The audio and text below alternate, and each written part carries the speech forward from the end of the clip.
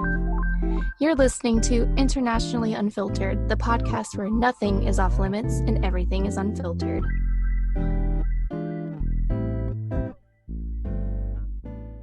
Hi, everybody. What's up? Hi, guys. Welcome back. Hola, hola. Life is a whirlwind sometimes, ladies. Yeah. Well, you had a bad day. It's all about attitude, though. If you have a positive attitude, then I guess whatever bad is, So it's true. gonna You guys balance help it. me- You guys help me channel my positivity.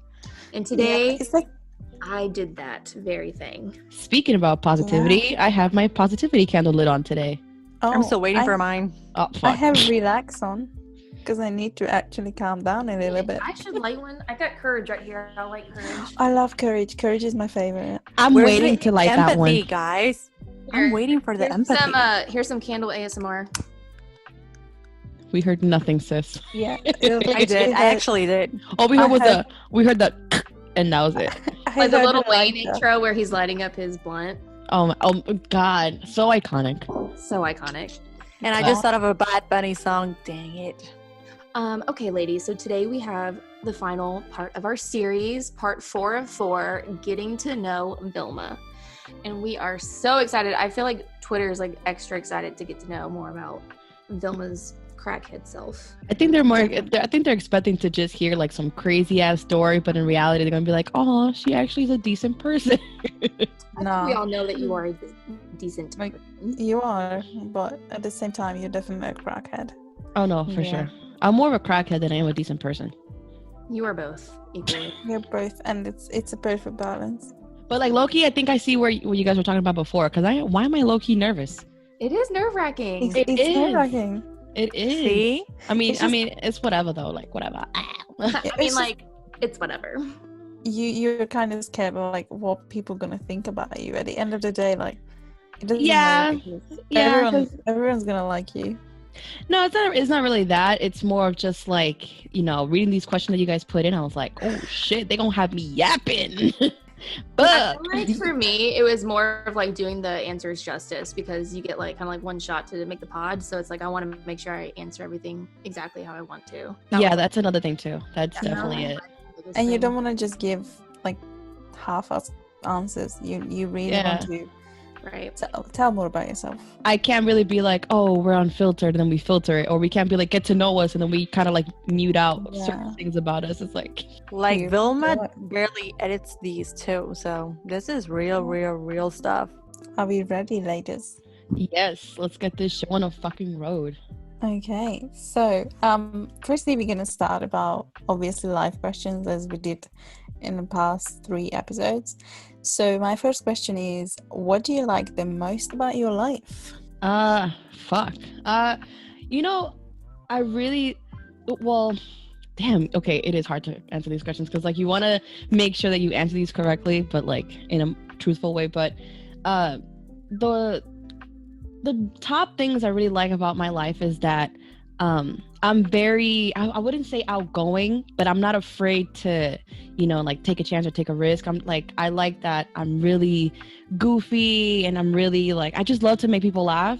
But at the same time, it's like, I feel like oftentimes people just forget that aside from like the silliness, I'm also a very like deep person. I love to, kind of like talk about deep and dark stuff. I love to talk about like romance and stuff like that. But I love how adventurous I am. And, I'm pretty much down for anything as long as I don't get arrested or I don't like kill myself. Like, you know what I'm saying?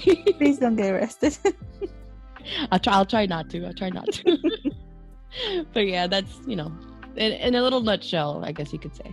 I want to chime in before Keishla says her question, Mhm. but Okay. it is really true. You've kind of said this about me too, but you are like the really fun Vilma that like everyone knows and loves. But like when you were here visiting me, you remember like we just like sat on the floor like Saturday night and basically like got so freaking deep into conversation about life and like really deep shit. And like that is something that I can't do with a lot of people. So you definitely have like a very deep emotional side, and I think that's like so beautiful. Yeah, I try to balance it out because I love to make people laugh and I love to just like bring the positivity out of people. But then sometimes it's like people can often think like, oh, she's just very silly, and it's like, no, I am very sentimental, but I know how to flip it up on a person sometimes. We can always like go to you for like anything, and it won't be like a joke kind of way. You won't take it as a joke. You will actually like be there and be present and just give your best answer. Yeah, I mean, that's how, I mean, growing up, I didn't really have that access to like have a friend to call. So now that, you know, I grew up and I now have the blessing to have friends, it's like, you know, I definitely want to make sure that I go hard on that aspect. Vilma's this crackhead energy, and she will make you laugh if you need it. But out of the four of us, I definitely feel like the one we ask advice to the most is Vilma. Like, she's the go-to person for advice for a lot of things in general. So 100%. So my question for Vilma, I mean, we're both, everybody who knows us knows that we're both Latinas. And I need to ask you this, like, how do you deal with the culture change growing up in the US? And what did you notice were the changes, and how do you deal with them? Well, to start off with that answer, I was born in Puerto Rico, and then like before I was a year old, I, you know, moved to New York and in Brooklyn. So in New York alone, there's so much culture everywhere. Like, you turn a block, it's like a whole new other race, a whole new culture. So it's like I grew up with a lot of culture besides my own. So growing up with that, it definitely heavily influenced mostly everything I do when it comes to music, when it comes to cooking, when it comes to, you know, the way I dress, the way I talk, the way I carry myself. So especially here in New York, like, it's just, there's not there, like, you meet so many people that you're like, okay, like, it's insane to say like, oh, I only know one type of like style. There's too many to like pick up from. But I noticed the changes a lot when I was growing up in like middle school, because that's where like reality really hit the fan for me. That's where I was just like, okay, like, there's more than just you know, just being a Latina, you know. And it wasn't until like a little after high school where I started acknowledging more of my Afro side. And that was a different side where I was like, damn, like, this is something that I have to be more proud of, because, you know, there's a lot of Dominicans and Puerto Ricans and Cubans that will kind of like neglect that side. And, you know, I'm like, no, I need to be proud of like 100% of who I am. And, you know, that's just like me in a box, I guess. If that makes any sense. Yeah, it actually does. And also, like, I ask you this question especially because a lot of people who move from the Caribbean or any other Latin American place and move to the States, like, there's a culture clash so big, and a lot of families like keep to the cultures, but others just get completely lost. So no, I mean, thankfully with my parents, that was never an issue. I mean, you know, I have parents that remind me every day, like, you know, be proud of where you're from, you know, don't forget your upbringing, don't forget who you are.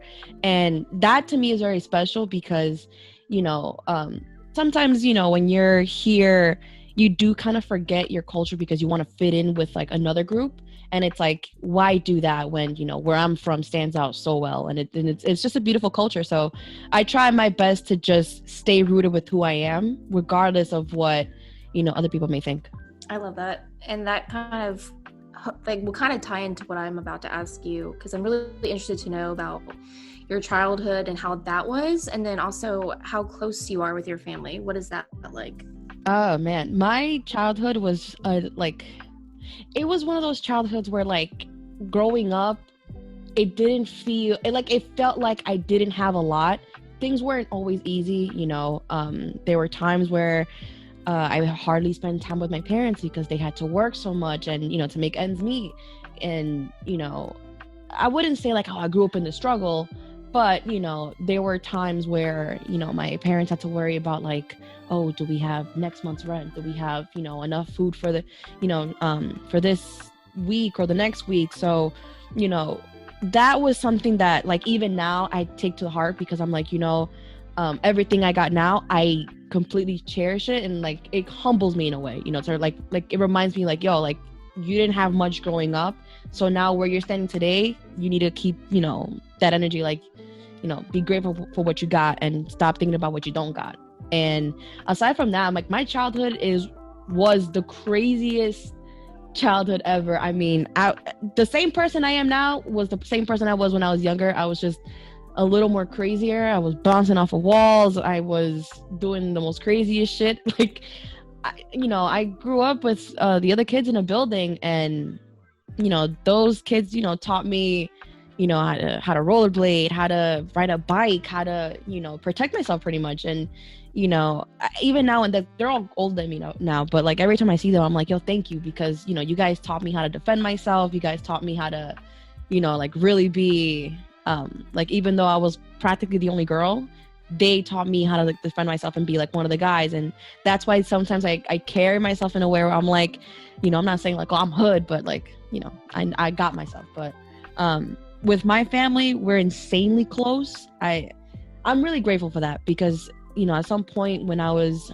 in middle school, like those years, and kind of a little bit of high school, I did go through a rough patch with my family where we wouldn't talk. I was dealing with so much at the time, like depression and anxiety, and there's a lot of things that like I wouldn't want anybody else to be in. But like now that I've gotten the help that I needed, I put myself in a better path.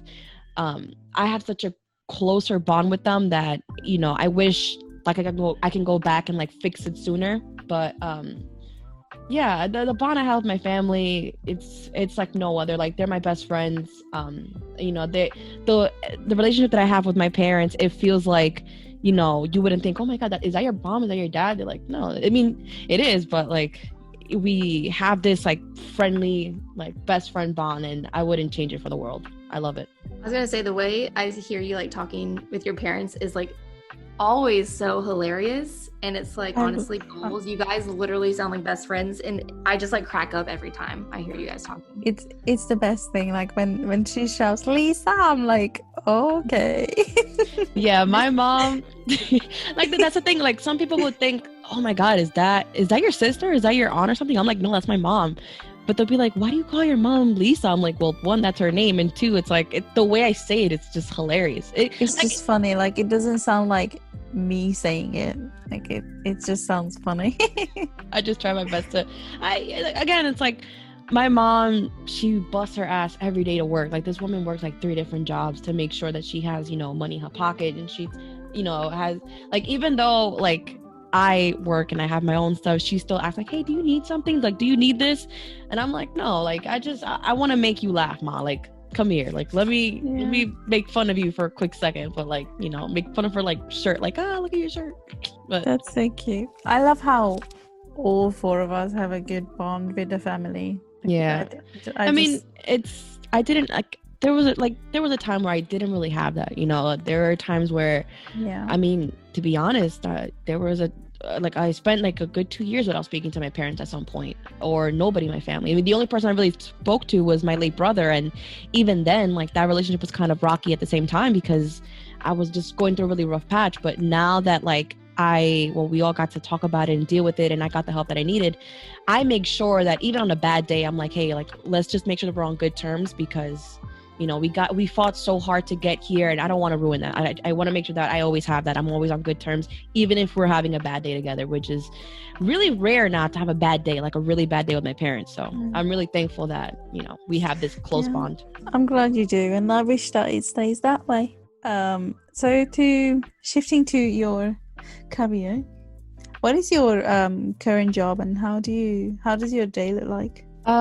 So the current job that I have now is not the job that I necessarily would want, but I do appreciate it, and I'll get into that in a minute. So my current job is my father is a master tailor for a men's clothing company called Keaton, or in Italian Keaton. And what my dad does, he makes suits, he makes clothing, for the store. And my job is I'm his assistant. So whatever he finishes halfway or he needs done, that's where I come in. I'll sometimes work with clients, and, I'll alter their clothes. I'll do minor, fix-ups in here and there. And then aside from that, I also do some of the shipments. So if there's something that needs to go to like Italy, or a store in San Francisco, or a store like anywhere in the world, that's where I usually come in. I just make sure that like I give a helping hand, and that's kind of what I do with that. Sometimes, well, since COVID hit, I work from home, but every now and then I'll go into the store, to help my dad with the clients and to see if there's anything that I can do from my end. And the way my day looks like is that I'll wake up, have a cup of coffee or something. And normally my dad will like lay out the suits or a certain order or a certain clothing piece that needs to be done. So whether it needs to be steamed or cut or fixed, or I need to add the button, I need to add lining, I need to sew on this or sew on that. That's kind of what I do. So throughout the day, I do it for a couple hours. I take a break, and then I send it off to another person that does pretty much like the final touches. And then they ship it, or they give it to the person that it belongs to. But I'm really glad.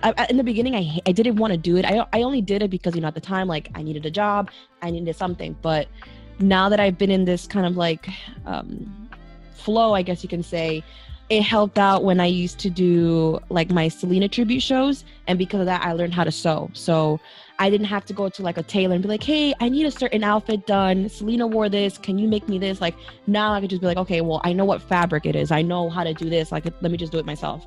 And, it worked out a lot because, now if someone needs something done when it comes to like altering clothes, I'll be like, oh, I can help you. Like, I got you. Or,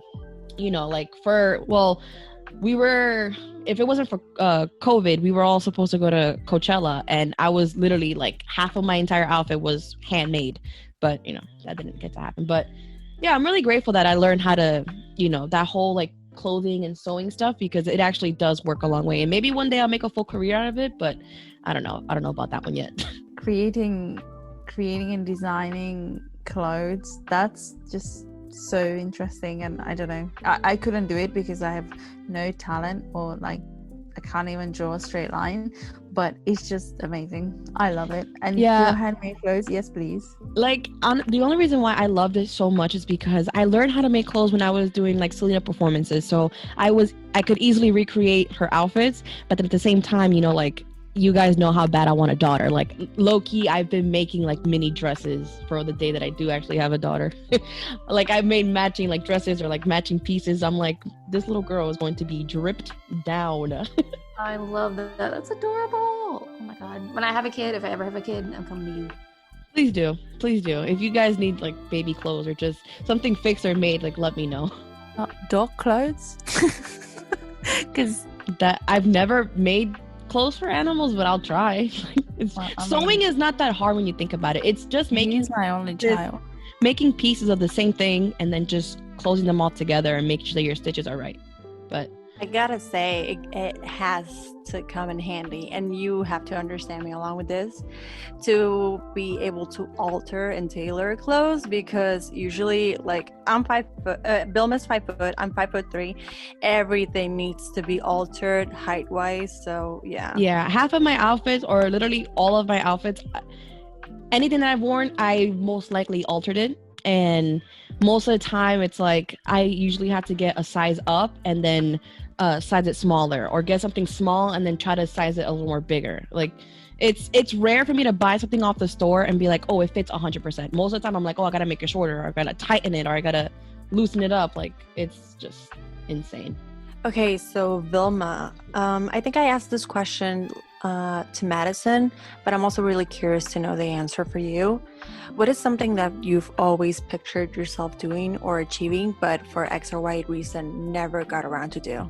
So there's two answers to that. The first one is, aside from like the second answer, I really wanted to get into the medical field. I wanted to be a doctor, like just a regular like physician doctor.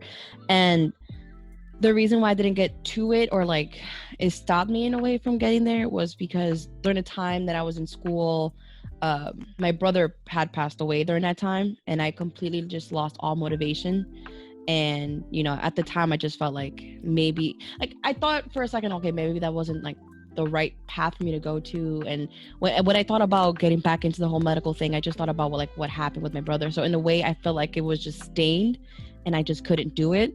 So I kind of gave up on that dream. But my biggest ultimate dream, it's always been to be a singer-songwriter. Like, I grew up with music on both sides of the family.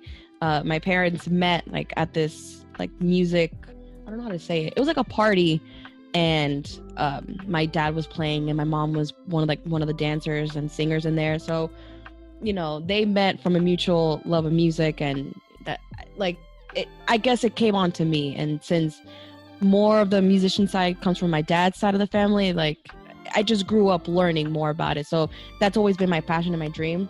I feel like there's no X or Y reason why I haven't gotten there yet. I just feel like, you know, maybe it's just not my time, but I do feel like I am going to get there one day. It's just, you know, depending on when the timing is right. But one thing I definitely do have to work on that might prevent me from getting there one day is I have to stop being so afraid of being heavily judged.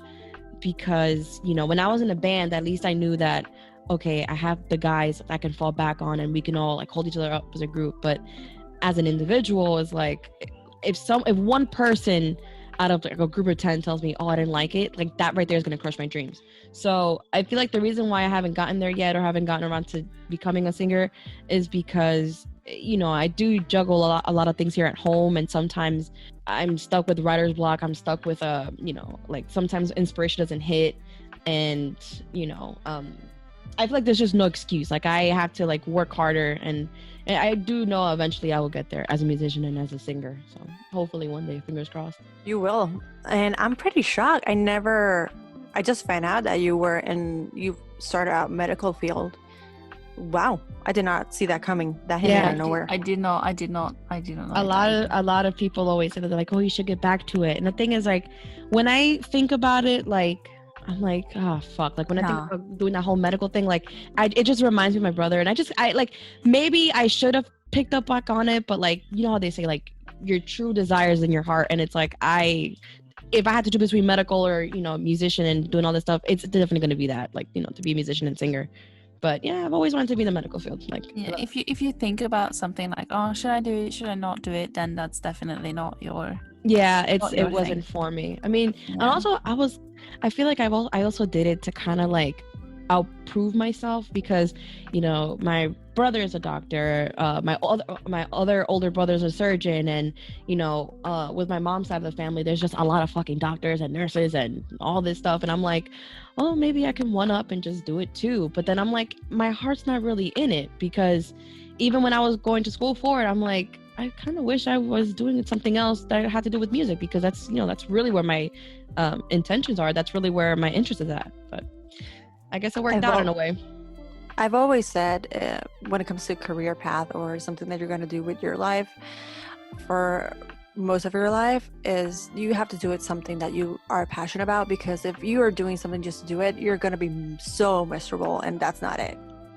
Yeah, definitely. I mean, it's not that I was miserable. It's just like I was really into it. Like I loved learning about, you know, the human body. I loved, you know, not really much Western medicine, but more of just like natural remedies. And my plan was I wanted to be a doctor and then maybe open up like my own practice and then just do like natural remedies. You know how like I always help you guys out with like something that you guys going through, and I'm like, oh, you grab things from like a root, or you grab something that's an herb. That's where I wanted to mainly like fall into, not just like, oh, here's a pill or here's a shot. No, I want to give you something that's gonna help you long term, because, you know, some of the, I don't want to get too political, but some of the medications don't really be doing its job. Yo, what you gave me for the raspy throat the last time, it helped, but it was nasty. But it's nasty, but it helped. You see what I'm saying? Like that's where I wanted to fall into, but I feel like I could still do that, but, you know, still follow my dream as being a musician and a singer.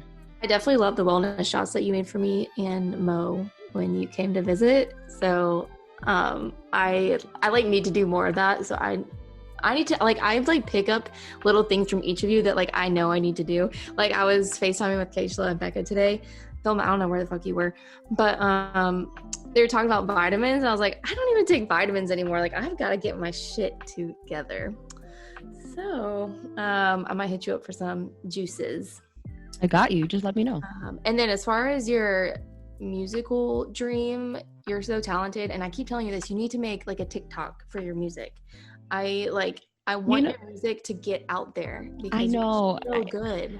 Thank you. You know what it is? It's like, there was one time like I just got inside that whole musician TikTok side. And aside from sharing your stuff on TikTok, one of the biggest issues there is that sometimes people will take your stuff and not give you credit, or they'll claim that it's theirs.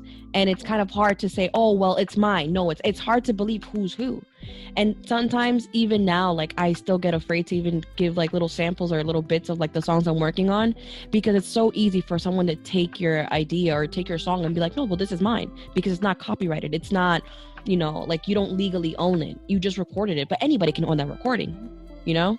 That's true. I feel like if I'm going to put something out there, it's because I fully recorded it, it's mastered, and I will, you know, do everything that I have to do legally to make sure that no one can do that. But smart. Very smart. So Vilma, my question for you, career-wise, what was the worst and best job that you've ever had? Fuck. The worst job I ever had, I forced myself into it. So I gave birth, and I was still in high school, and I had 6 weeks off before I had to go back to school when I gave birth. And I decided like 4 weeks after to get a job, and I wanted to do just, you know, make sure I had a job, make sure I continued doing like school and job and everything. And it was so stressful because I didn't give my body the time to like really catch up with me or like to relax, because I put my body through so much and I hardly relax, I hardly sleep. I got a kid attached to my boob the entire time of the day that I'm like, oh, let me just pick up a fucking job. And it was horrible because my boss never understood. He was just most hateful man I've ever met. Like, he'll be like, well, it's not my fault you had a baby. Like, you have to understand, you have to be here. I'm like, sir, I just gave birth like 4 weeks ago. But, you know, I didn't really want that to be an excuse. But the only reason why it was such a bad experience is because he lacked like, you know, sympathy and empathy. Like, he was just a bad man. Like, he was just so rude. And oftentimes, like, he would like purposely fuck up like I worked at a store named Rainbows at the time, and it's a clothing store here. Oh my God, Rainbow. Yeah, and you know, like that store was so small, and then like he would purposely fuck up the store to make us work even more, because sometimes we'll do everything we're supposed to do and then we'll just have, you know, just time to just chill and just be with customers, but he would purposely fuck it up. Like, he was just an evil man. And you know, at some point I was like, you know, Vilma, you want to like make sure that you have everything taken care of and make sure that you're still being a good student, you know, a couple months before you graduate. You want to make sure you're a good mom. You want to make sure you're a good person to, you know, make money with. But it's like, you have to just kind of like go with what your life is telling you to do. And at the moment, I just had to worry about, you know, just graduating and, you know, being a good mom. But the best job I've ever had ties in with this one now. The best job I've ever had is, you know, being a mom. And even though it's not considered like a job, in my eyes, it's like the hard work you put into it, it's just like a job, you know? And it's the greatest decision I've ever made in my life. And it's the one job where I will never have complaints. Maybe now and then I'm like, okay, Max is just so damn hyper. Like, can you just sit down for a minute? But even then, it's like the best job ever. Like, I feel like once you guys become parents, you guys will understand, like, no other job will compare to that one. Being a parent is just the best. Being a mom is absolutely a job that is, like, so phenomenal. And also, we love Max. He's, like, the best kid. So you did a really good job. And then as far as what you were saying about your, like, terrible job that you had, I definitely believe, like, a manager can make or break a job. Like, you could be doing anything. And if your manager is amazing, your job's amazing.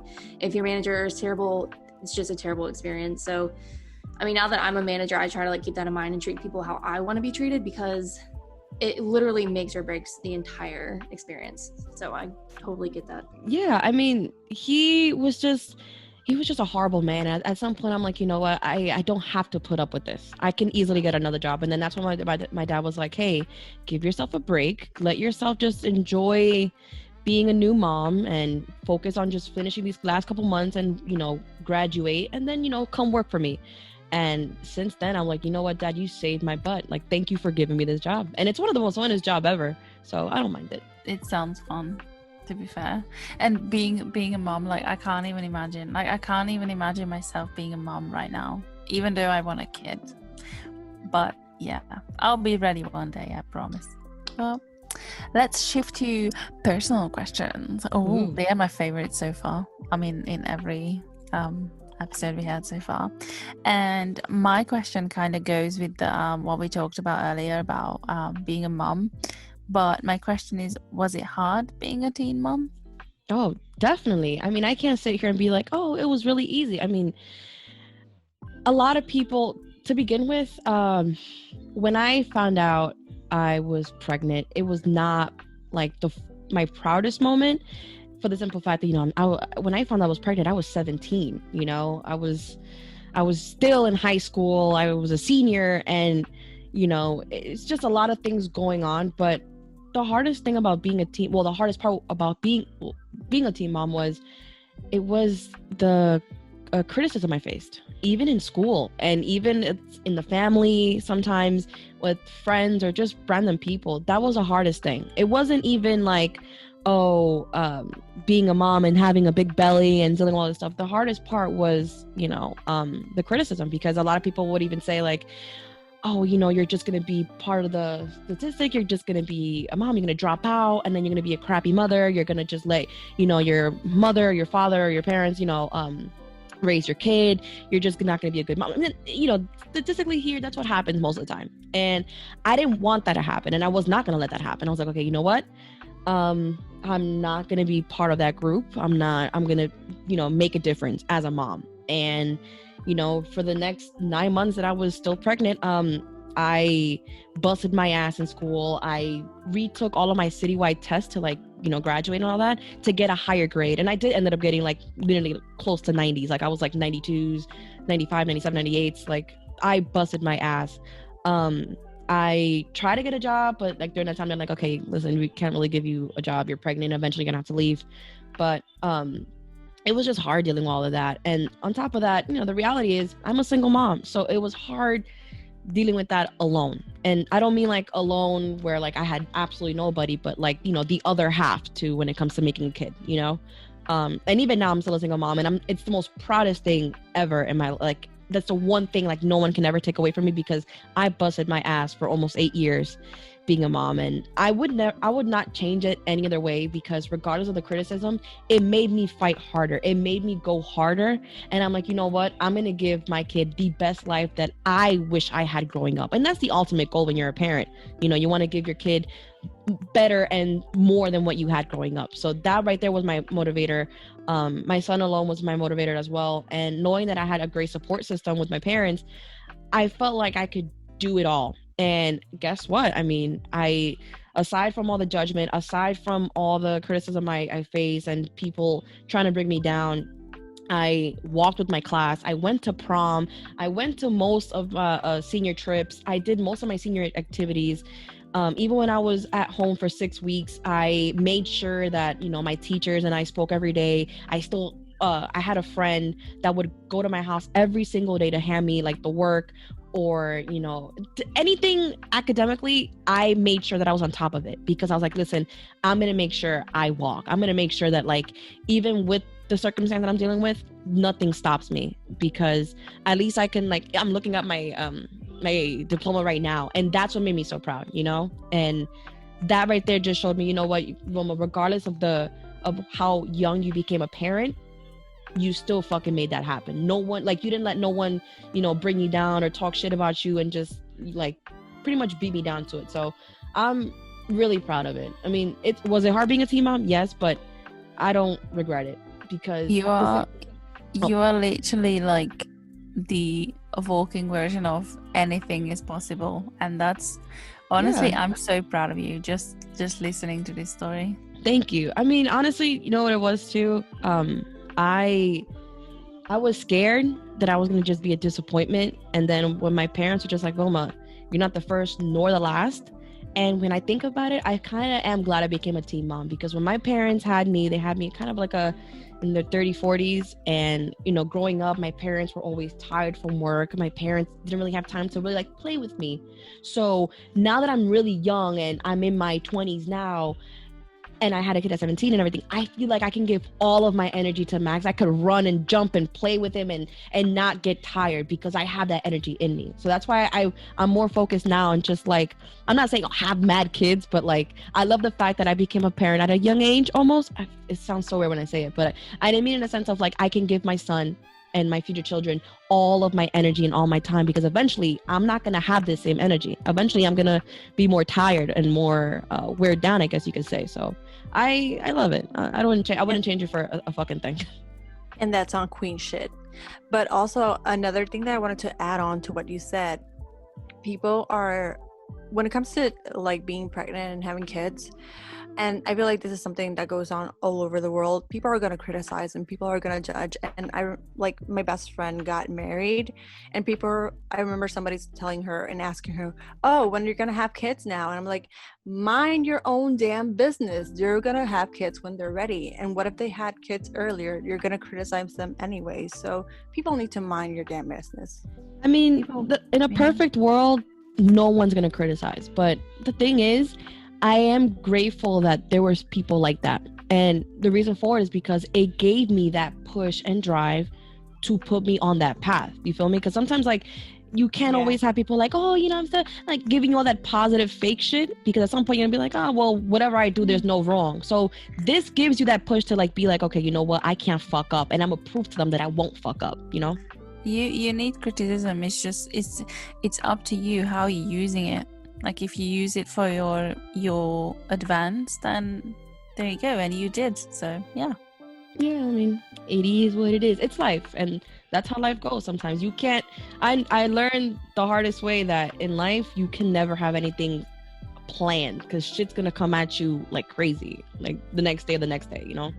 I also feel like there's probably some people listening that really need to hear like your story, and like you're like literally like a success story. Like you just like did what you had to do, and you just like got through it, and you became like a strong, wonderful mom. And like sometimes you just gotta like do what you gotta fucking do and just push through. And so many people probably need to hear that. So you're like, you know, very inspiring.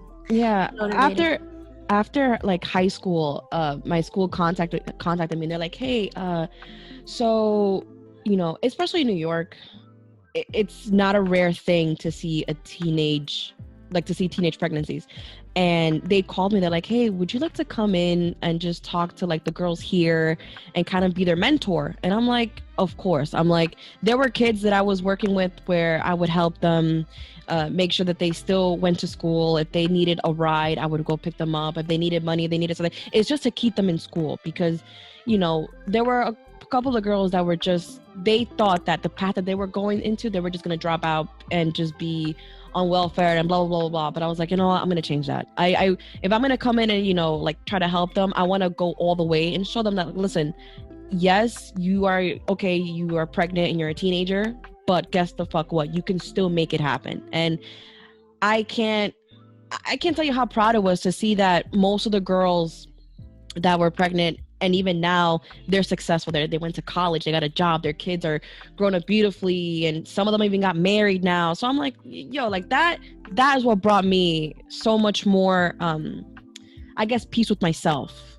in a way, to see that I helped girls that were in my situation and didn't leave them in the past thinking like, oh, I'm just another fuck up, or I'm just another girl who just got knocked up. Like, no, like you have the how can I say, you have a high chance, just like anybody else, to be a successful person. Whether, you know, whatever your goals are, you can always meet them. You just got to give yourself that extra push. So I was glad I got to mentor them. You are definitely the epitome of courage for me personally, and I gotta tell you this, like right now, I have mad respect for you, because that is not easy. So respect on that. Thank you. But my question, I feel like the personal questions are also different, and this is something that I really, really wanted to ask you, even out of the podcast, but like since we got this chance, I'm gonna ask it here. I don't know how long have you been vegan for, and that's something you're gonna probably answer pretty soon.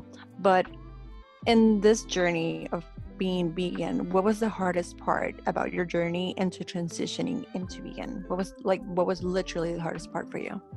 So I became a vegan in January, like January like 3rd or 2nd. And the hardest part about transition to veganism is just like, it's not even like, oh, I want to eat meat. It wasn't that. It was the surroundings I was in. Like my parents still eat meat. They're not vegan. They try to eat like plant-based, you know, at least 2 or 3 times out of the week. And, you know, they actually do like it. But the hardest thing was, you know, last year I was eating like seafood or I was eating like meat, and you know, so to transition into that, it was a little hard. But I always thought like what got me out of it, I was just like, yo, like I can't say I like in my like just my personal opinion, I'm not trying to put this on anybody else, like I love animals, so it's like why would I want to hurt them, you know what I'm saying? So it wasn't hard to just kind of get that mindset, and transitioning wasn't that hard. I mean, food is a really big part of my culture, you know, Dominican Republic, Puerto Rico, Cuba, like it's a huge factor in our culture. So I just found ways to still make the food I love, but you know, I found, you know, ways to alter it. And you know, even now, like I still surprise myself, like, damn, yo, like I can easily fool somebody making them think that this is an actual like animal product, but it's not, you know? So it wasn't that hard to transition. And plus last year I gave up dairy. So I kind of like gave myself a little step to like, you know, forget about cheese or milk or stuff like that. So it did help, but it was definitely a challenge. But now I'm like, fuck, like I should have done this sooner. You know what I'm saying? Because I feel like inside I feel so much better. I have like you guys know that I have so much energy, but like I have twice more energy now that I'm giving my body what it needs. And it actually helped me more on a fitness side, because I noticed that with a plant-based diet, I can lift more heavier. I have more endurance to lift. I grew more muscle mass. I lost some body fat. I used to deal with like consistent kidney stones, and ever since I went vegan, like that was just not even a question. Like I haven't had a kidney stone in about a good year, or like almost a year. Like, and it's just really good to say that because kidney stones fucking suck. Yeah, and I feel like I can actually, I don't know about you, but I can feel like I can breathe better when I do something like cardio related or yeah, definitely. I can definitely feel the lifting heavy part, because I was vegan for like a week and I went to gym and I basically doubled the way I could do on the leg press. So I'm like, yeah, you go. Yeah. And I definitely feel how I should have gone vegan sooner, because I feel a lot better. Yeah, like honestly, I like seeing how like I saw it like 2 months in, and there was one day where I was doing like chest day, and I noticed that like I was, you know, chest pressing like 65, and I'm like, whoa, I never even did that. Or if I did squats, you know, I got to 320, or you know, like I noticed that like I can really just put more extra weight and not feel so fatigued. Like obviously like a girl was, you know, stressing here and there, but it definitely blew my mind to see that I had more energy and more endurance to like hold that weight. So I think I love that part. I can also speak to Vilma's vegan cooking, and it's better than anything that I've had that's not vegan. So if you're scared to go vegan, it just takes more effort. I think that's why I haven't gone vegan. It definitely takes more like creativity and like effort, and I also am just like not a passionate cook, and I do not care for cooking, so that's my problem. But I can speak to Vilma's cooking, and it is chef's kiss. One thing for sure is that I talk about it a lot, but I really want to open up a fucking restaurant. I really want to open up a restaurant. You have no idea. Let's do it in London. I want to like if I can open up like in different cities, fuck, I would. I just always wanted a restaurant. If you don't open one in Puerto Rico, we're gonna have a big issue. What you thought? I definitely want to open one in Puerto Rico. That'd be so cool if I can open one where I grew up. Now, that would be a movie. Speaking of where you grew up in your childhood, so where did your love for Selena come from, and what about her inspires you the most? I have to say my love for Selena came from my dad. When I was growing up, I didn't really know who she was, like, at all. And there was one day where my dad was just listening to her. He was like sewing and doing his thing, and her music came on. And I'm like, oh, I really like the song. Like, can you play it again? And again and again and again. Like, my dad repeated like 10 times at least. And my dad was like, do you know who she is? And I'm like, no. Like, I just remember like me like not knowing. And my dad was like, oh, this is Selena. So my dad brought her up and he showed me pictures and he showed me like her videos and stuff like that. And instantly I grew obsessed. I was like at least like 7, 8 years old, like around that age. And since then I've just been like the most dedicated fan ever. But my love for Selena came like because of Selena is because I have this huge love and admiration for, you know, dancing and singing. And, you know, it was because of her I was like, you know what, maybe I should pick up a guitar, because I always saw my dad playing and I was like, oh, I want to do it too. And, you know, it's because of her that I learned how to dance. I never went to a dance school. I just grew up watching her, and all those moves just came in from watching her, you know, her footwork and how she brings in different styles. And that inspired me to, you know, pick up and do my own things. But what inspires me the most about her is that there's 3 aspects. There's obviously, you know, like music side, you know, she came from nothing and she made it into something big. She's a legend. But she inspired me that like no dream is too little. Like, you know, like she always says the impossible is always possible. So I always believe that, like, you know what, that's true. Like I can, you know, if I say I want to do this, I'm gonna make it happen. And another thing, it's like she inspires me a lot when it comes to love, because even though she died at such a young age, she was always such a person that you don't like, she always made it seem like you don't have to be afraid to fully live. And even behind her dad's wishes, you know, she went and married the love of her life. She went and did what was right for her. Everything that she's done, she did it because she wanted to, and because it felt right to her. So in a way, for me, it's like she teaches me every single day, like, be proud of who you are, where you come from, what you are, and what you have to offer, but also don't forget to fully live. I mean, unfortunately, she passed at 23, but it feels like with everything that she's gone through and everything that she's achieved, that story there just inspires the shit, like the fuck out of me. Like that makes me want to go harder every day for my dreams. And honestly, if it wasn't for Selena, I wouldn't know how to dance. I wouldn't know how to sing. I wouldn't know how to do anything or even style myself. But this woman inspires me day in and day out. And yeah, I'm a huge Selena fan. I'll always be proud of her. So I love hearing you talk about her, but I also like, you look so much like her when you get like all done up and like you actually like try to look like her. You look so much like her. I don't see it. I was gonna say that. It blows my mind. Like there's pictures of you with like the red lipstick and like your hair is done like how she does hers, and you just look so similar. It blows my mind. You look like her twin. I wish. I think we can all agree Selena is a legend. But I think we can also agree Vilma is also a legend. That's Not correct. Not yet. I don't want to say no, but like, my thing is just like, again, You're definitely getting there. Take a compliment. Take Okay. a compliment. I'll take it. But my thing is like, that's why I try to go so hard with my music. And it's just like, if, you know, I were to ever kick the bucket, at least I want to leave behind something special. I'm not saying like huge in that aspect, but like I want to create that, maybe something that I created helped somebody, or it really like they really liked it. So if that ever happens, at least I know I can go with knowing that I did what I loved, and hopefully one day die knowing that the fact that I had love and, you know, had that beautiful story. That's why, like, oh my God, guys, like thinking about her like love life is like, it's like ripped out of the pages of like a romance book, and I'm like, fuck, I want that so bad. It's coming for you. I know it is. I fucking hope so. It is, I promise. And you should also be proud of like what you've accomplished so far, because I mean, you are like always the one that like I go to. I mean, you're younger than me and I go to you for advice. I go to you for help. I think we all do. Even in like the SB group, I feel like you're always the one that we go to for help. So I mean, just like thus far, you've changed so many people's lives, including mine and SB and the IU girls. So I agree, definitely. It's getting misty in here. I know. Our Twitter question comes from Nafisa at 2YoungBailey. And her question for you is, who in your life, besides your parents, help you become the person you are today?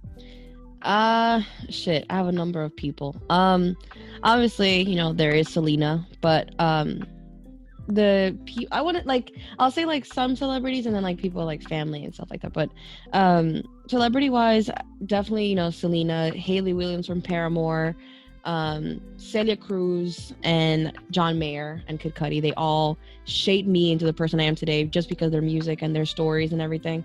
But aside from my parents and my family, is my late brother Ozzy. You know, he was a huge inspiration in my life.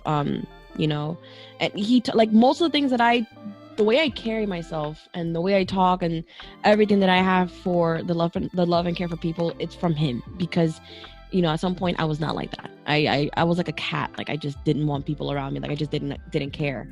And it's because of him that I grew up to like have so much love and care for people where, you know, I love them. Even if I met them that same day, like I'll love them as if today were my last day. And, you know, it's because of him that like I had a complete different mindset, because it's, you know, when you go through shit and you've been hurt so many times, you kind of give up on people. You kind of give up on that whole like, oh, let me just be friendly. And sometimes you're just like, fuck it, like I'm gonna just be to myself. But it wasn't because of him and how outgoing he was and how kind and, you know, such a people person. I wouldn't have, like, honestly, I don't want to sound fucked up, but we wouldn't have been friends. And that's just how it is. Because I didn't care for people at that point. And it was because of him, he like broke me out of that shell. And I'm always going to be thankful for that. I'm always going to take that with me everywhere I go, because now the same way that I'm just so friendly and so open to people and I just love meeting people, it's because of him. It's because like he got me to see a different side of it. Like not everybody's out there to hurt you. Not everyone is there to fuck you over. There are people that are genuine, who just want to be your friend, who want to be part of your lives.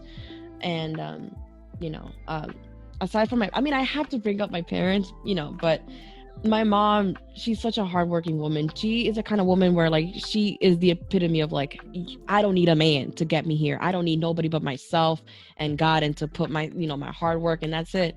And my dad is also, because it's like he is the kind of person that reminds me every single day, no matter how old you get, don't ever forget, you know, your upbringing, and don't forget your roots and who you are. And all of that, all those people just shape me into who I am. And like, you know, also you guys form me to become a better person every day. You guys, SB, the friends that I've made here on Twitter, friends in real life, the people that I have a connection with. I mean, it all impacted my life in such a special way that I can't say like, oh, I'm not me without it. Like you guys make me, you guys help make the person I am today. That was the best answer of all time. Wow. Insert awe moment right here. Wow. Love. Oh my God, I love you for that. Like that is so beautiful. Also, like there's significant people in each person's lives. They're there for a reason, and I'm so glad that you have more than one person that's significant and that made you into this amazing human being that you are, because you are astounding to me, mind-blowing. Respect. I aspire to be you.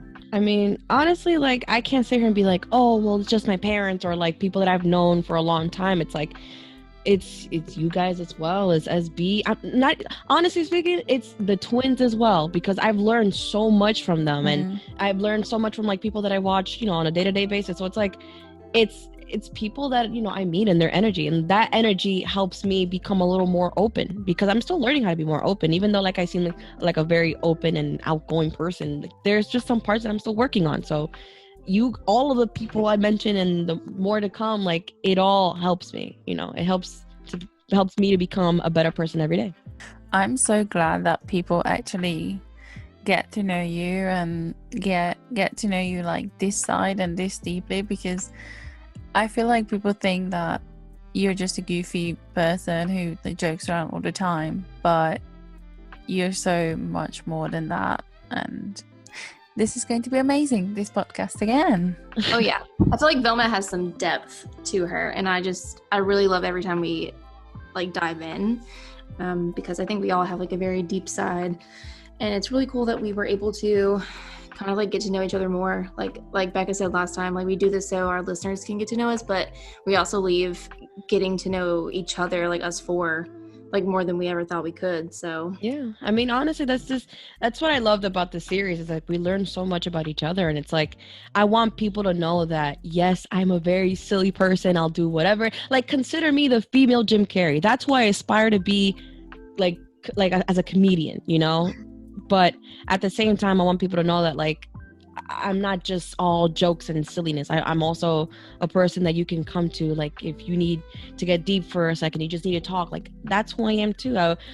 Honestly, like I it's hard for me to give off those vibes, but I romanticize everything in my life, every single fucking thing. So it's like when you combine that and then comedy, you're like, oh, well, girl, where did you get this from? You know? So That's why I should learn romanticize my life, because I'm just so like harsh on myself in every situation. You know what it is too? It's one of my flaws. I consider it a kind of a flaw because my thing is I fall too hard too fast. So I over romanticize everything. Like a guy can be like, hey, nice shirt. And I'm like, oh my God, we are meant to be. Like, you know, or like I can't tell you what. I can't tell you how many soulmates I've had in my life. And the majority of them, they're like, oh, just people I just met. I want you from now on, now that you said that, and I have something else to say, but once you said that, I want you to see this in what you just said. That's not a flaw. I see it as a blessing because a lot of people don't see life that way, and the fact that you get to see it that way, that's a blessing. So never say it's a flaw. Yeah, you're right. Also, I don't know about you guys, but this is the last part of the series, and I feel like I always say this is a sisterhood, but this feels so much tighter now. Like I feel way closer to you guys than I've ever felt. Yeah, you know what it is? I feel like this series definitely like had us talking. I mean, we talk every day, but like when we get to stuff like this, we're like, shit, bro, like I really got an amazing friend. Like, fuck. I'm like even when like we were doing like your episodes, I'm like, fuck, like these girls are fucking incredible. Like they like y'all give me the fucking drive. Y'all inspire me. Like y'all some boss bitches. I feel the same. You guys motivate me so much, and I haven't said this on the pod, but I just got a letter in the mail from Beka, and she sent me 3 affirmation cards that she pulled especially for me. And it's just things like that. Like our friendship is more than I ever thought, like quote unquote, an online friendship could be, considering that, 3 of us haven't met before. But I feel so blessed to have you guys. Like you guys, I talk to you guys more than I talk to a lot of my friends in real life, like truly. So yeah, 100%. I talk to you guys every day, and I don't talk to my real life friends. I hate to say this, but that's how you know. Yeah, y'all are just family at this point. Y'all are my family. Yeah. I agree. You're my family. Like when people ask me like, oh, do you have other family outside of the United States? I'm like, yeah, I got a sister in the UK. They're like, really? I'm like, yup. I'm like, she's adopted, but like, it's the same thing. I can't wait for the episode where we reveal we're cousins, Vilma. I really think we're fucking cousins. I really think. I think you guys are. I really think we're cousins. At this point, I'm not even saying in a joking manner. I think I really think we're cousins. We gotta dig. And if that's the case, I can borrow your shoes now. Oh boy. I mean, you can borrow them. I don't mind. She's like, Vilma, you borrowed my shoes, but like it's been 3 weeks. Where are my shoes at? And I'm like, girl, I don't know. I gave them back to you. Oh no, honey. I'm getting my shoes back. Thank you. Let's wrap this up. To Nafisa for the Twitter question. And thank you so much for all your support. We see all your comments on the YouTube videos, and we really appreciate it. So you're the best. Thank you so much. Thanks, girl. Thanks. Love you. But thank you guys for listening to our series. If you did, we really appreciate it, and we hope that you guys found it somewhat interesting to get to know the 4 of us. I know that we did. So thank you for all of your support. As always, we love you so much. And is that it? Until the next one. Yeah, until the next one. And guys, the future podcast to come, it's gonna get crazy. We got some shit. We got some shit boiling up for you. We're just letting you guys marinate. We're just letting you. Of course, comes with a cooking reference. Of course. Yeah, I'm fucking hungry. Okay, but listen, we're just letting y'all marinate. This is like we're giving y'all a tease. We're gonna be talking about shit that you no other podcast has ever talked about it, and that's gonna make us. We're going to be unfiltered, like for real. Like just stay tuned. But until the next time, we'll catch you guys on the flip. So bye. Bye. Bye. Bye.